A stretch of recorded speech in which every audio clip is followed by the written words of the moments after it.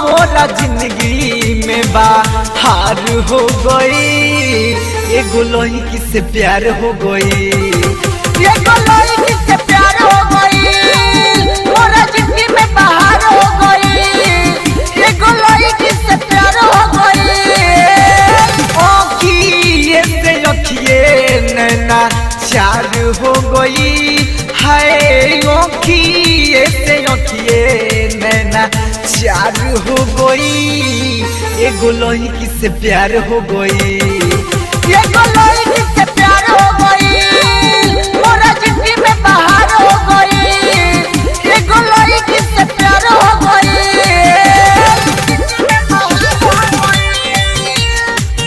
एगो लड़की से प्यार हो गई।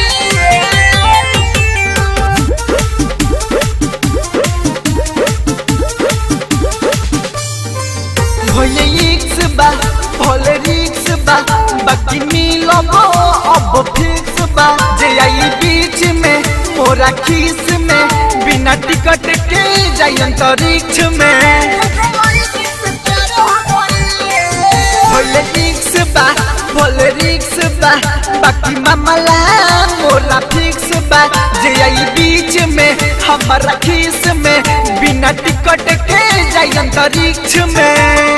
आँखिया के आँखिए से टकरार हो गई है। आँखिया के आँखिए से टकरार हो गई। एगो लड़की से प्यार हो गई, मोरा जिंदगी में बाहर हो गई।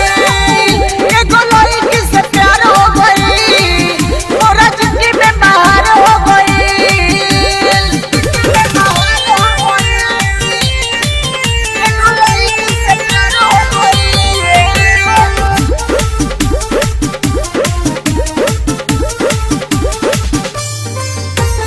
धड़केला आँख फड़केला, उनका से मिल खातिर अब ना रहल जाला, दूरी ना सहल जाला, उनका के देखे खातिर। दिल धड़केला आँख फड़केला, उनका से मिल खातिर अब ना रहल जाला, दूरी ना सहल जाला, उनका के देखे खातिर। पंकज पारमाना अखिलेश यार हो गई। अजय आनंद भोला दिलदार हो गई। एगो लड़की से प्यार हो गई, मोरा जिंदगी में बाहर हो गई।